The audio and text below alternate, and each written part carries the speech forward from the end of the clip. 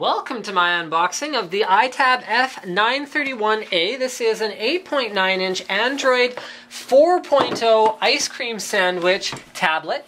Okay, it uses a 4:3 aspect ratio, so it's 1024 by 768 in terms of the screen resolution. Let's have a look at what's included. Oh yeah, okay, it's got a fairly complete overall accessory package. This is handy. So a mini USB to full-size USB adapter allows you to easily plug a USB device, even, hey, if you even wanted to use like a 3G modem USB adapter, you could even plug that in. So while the unit is not 3G capable out of the box, you can use that as a solution as well. This is just for data transfer and syncing and whatnot. You've got a power cable for charging. It takes about 5 hours to charge the device from a standstill according to the manufacturer spec. We have another USB cable, so this one's USB-A to mini B, so for whatever that's for.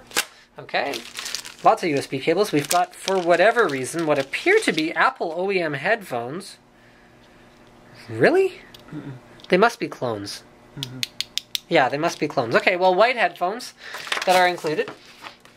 Okay, we've got a little guide to Android 4.0. Let's have a look at the tablet itself. So you can see the screen has what is called a bubble screen. So this is a capacitive 5-point multi-touch screen, and the technology behind it is because the no, I'm just kidding. It does have a 5-point capacitive multi-touch screen, but it is not a bubble screen. That is just a screen protector that came in the box. So you can see the aesthetic is an awful lot like the iPad. It does have a front-mounted camera as well as a rear-mounted camera, so you can use it for chat applications.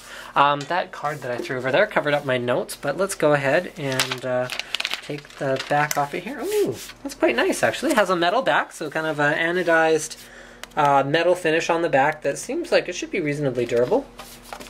Not much flex to the unit. Great. Okay. Volume controls are here. These look familiar. And then that's... You know what? Give me a sec here, guys. So I don't remember where we left off anymore. It's actually been a while. I connected to Wi-Fi, installed Angry Birds because everyone loves Angry Birds. Look at those birds. They're so angry. Actually, that's the only one that's angry. He's more confused, and so is he. He's sad, and he's really confused. And hopefully it'll go ahead and sort of let me play the game. Overall, the tablet is very smooth. It's actually using an A8 processor, so while it's not necessarily the... Yeah, we get it. While it's not necessarily the newest possible thing, it does run pretty cleanly, pretty smoothly. You can see scrolling around here, scrolling around inside the ice cream sandwich, various home screens. Internet is not tested yet, but hopefully it's pretty good because we're about to try it. No idea. I guess oh, okay. Give it a sec. Alright, so let's open a new tab. Let's go ahead and go somewhere. So let's go to ncix.com because there's a bunch of flash and stuff going on. And again, one of the advantages of Android tablets versus an iOS device is the ability to run flash. So you can see all of the helpful advertisements on ncix.com, such as this one. Actually, it's possible we don't have flash installed on it yet. So, oh no, there it is. Okay, so web browsing could be smoother, although that's a complaint about Android in general, so... Probably helps if I... Oh, wait, give it a sec. There we go. Okay, so not too bad. Let's go to the forum. Wow, accuracy is really good. I was able to click on that tiny little forum button without any difficulty whatsoever. Look at that. So web browsing could be faster, but don't hold that against the tablet, because part of the problem is is definitely the fact that we have so many interfering Wi-Fi connections around here. There's got to be about 25 wireless networks within range of the Tech Tips room, which is one of the reasons it's so difficult for us to demo anything wireless in here. So basically there's your zooming. Looks a little something like that. There's your scrolling whenever it's not waiting for the page to load. So actually, not bad at all, especially given the price point. So let's just see if there's anything else. Right, we haven't even looked at the unit physically yet. So this is a 16 gig model. There's a sticker somewhere that says 16 gigabytes. It's a 2 megapixel camera on the back. Oh, right. Whatever these buttons did. So these buttons evidently are not volume control. I assume they were, but that's apps and options. And then this is the back button. So you actually have a physical back button, which is kind of cool. Oh, that's a camera apparently. Ooh, let's look at another tablet through a tablet. It's like a tabletception. So there's your dedicated back button. On the side we find a bunch of stuff. So there is your grill for your speakers. There's your headphone jack. There's your mini USB. There's your micro SD, so you can put up to a 32 gig micro SD in here for expanded storage. There is your, right, that's where you can plug in the 3G dongle using that included cable. Then there is your, mini HDMI, excellent. Power, and finally, well, power in, and then the power button. So battery life is in the neighborhood of, depending on who you ask, anywhere from about 5 to 10 hours. And it can go up to 20 days in standby, which is nice. I have an Android tablet that doesn't last that long in standby, and it's kind of a pain in the butt. Not this one, it's a different one. 1024 by 768 screen, I think we covered that. Supports HD playback. Doesn't have Bluetooth, unfortunately, but obviously it does have Wi-Fi. Front back camera, can connect to, yep, can expand, mini HDMI, and I think that pretty much covers it. So basically, in a nutshell, nice overall build with the metal back that is very fingerprint resistant. Like no matter what I try to do, it's not getting all grubbed up, which is a complaint that I have even about the iPad, and you know, spite of its otherwise awesomeness, because Apple made it and it is therefore amazing. Screen actually feels pretty good. The screen is actually pretty impressive.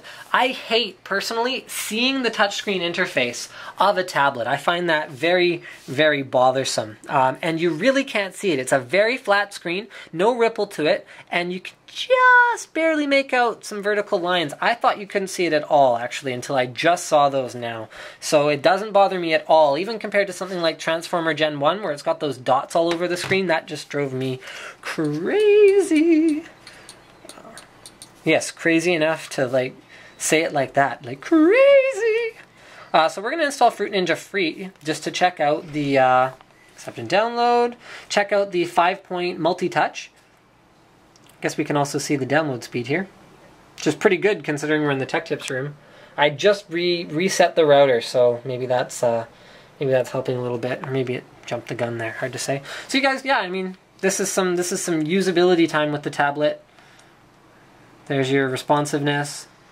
Overall I'm pretty impressed, especially given the price point. It's not bad at all. We can like go on the YouTubes and can see if we can find a video of like some guy talking about tablets or something. If you guys want to see a video of like a, oops, okay, there we go. If you guys want to see a video of a really unresponsive tablet, I'll show you a really good one. It's like lols.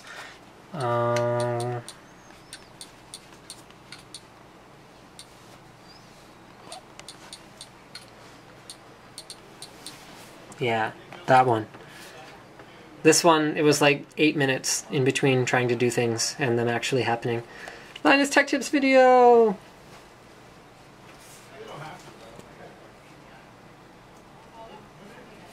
How do I adjust the volume if those aren't volume buttons? There must be some way.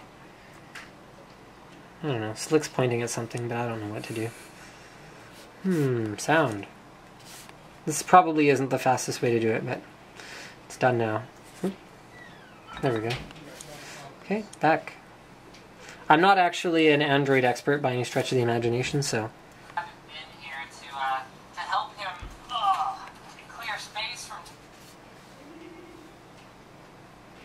Not bad. It actually looks really good. What do you think? Slick's nodding. There's a limited warranty. Okay, something about 1 year. Okay, so it has a 1-year warranty. Viewing angle's not bad either, actually. Wow.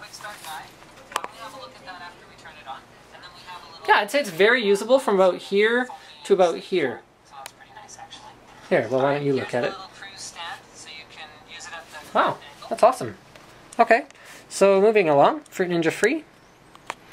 We get to see my Fruit Ninja skills, and then I think we're pretty much done. How long is this video? It's a long video. Sorry, guys. Tablets are one of those things where if we don't do a little bit of usability, though, then the video's sort of a waste anyway. Nobody cares about OpenFaint. And my stats on Fruit Ninja Free. Come on. You can do it. Ooh, zoom to fill screen. Stretch to fill screen. Zoom, stretch. Zoom, stretch. Zoom, stretch. Zoom, stretch. Okay, give me a sec, guys. Alright, so here's our Fruit Ninja demo. It did finally manage to load.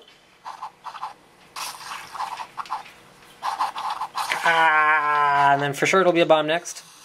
I've played this game before. So there's our 5. This is the hacksaw way to play. Ha! Whoa! So neat. Oh, dear.